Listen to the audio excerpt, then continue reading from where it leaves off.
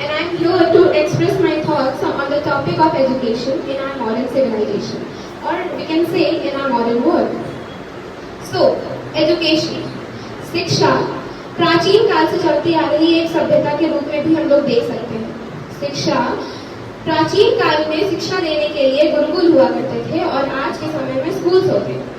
शिक्षा हम लोगों को ये अधिकार देती है या हम लोग को ये सिखाती है कि कौन असभ्य है और कौन सभ्य है, उसके बीच में अंतर क्या है, वो शिक्षा हम लोग को तय करती है। The thing that we should learn and have.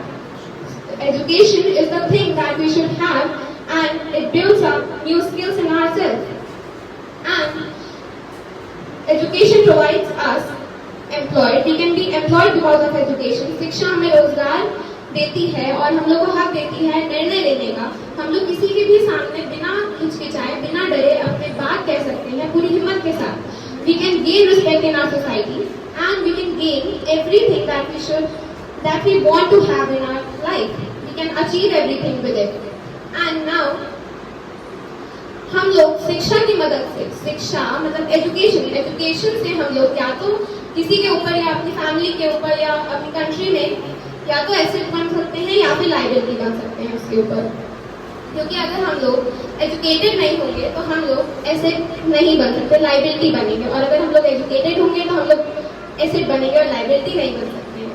और दूसरी चीज कि शिक्षा आज के समय में education in our today's world, education in our modern world is the thing that we could achieve very easily और नॉट, बिकॉज कुछ समय के लिए एजुकेशन जो है आज के समय में प्रेशर बनती जा रही है स्टूडेंट्स पर।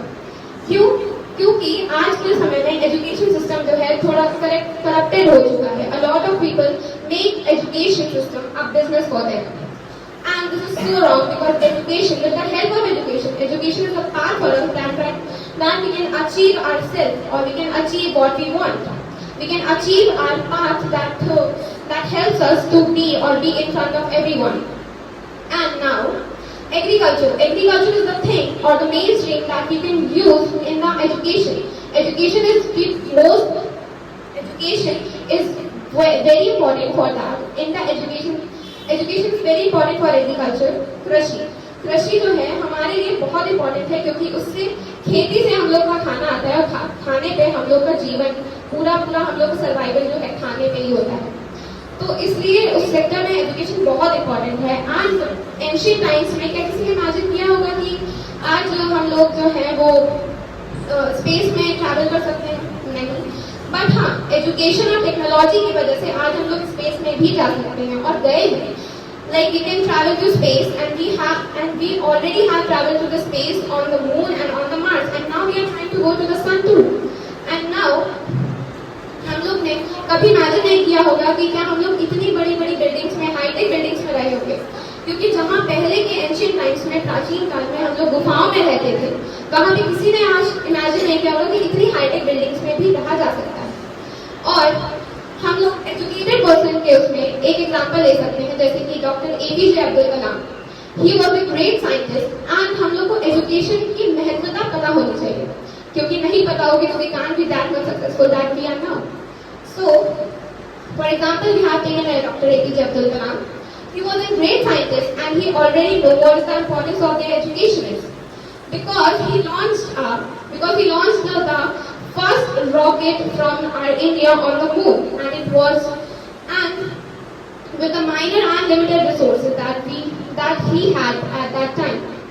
And now that we are just think that we are so environmental aware, but we are not, because we only think that we are environmental aware because we think that in the mental state that we all think, but we are not, because जहाँ पे इतना pollution है और पेड़ काटे जा रहे हैं, डिफॉरेस्टेशन हो रहा है उसकी वजह से, और हम लोग को लगता है हम लोग इन्वायरमेंटल के प्रति अवेयर। शिक्षा हमें सिखाती तो बहुत सारी चीजें हैं, बट वो हमारे ऊपर डिपेंड करता है कि हम लोग उसको इम्प्लीमेंट कहाँ पे कैसे करें।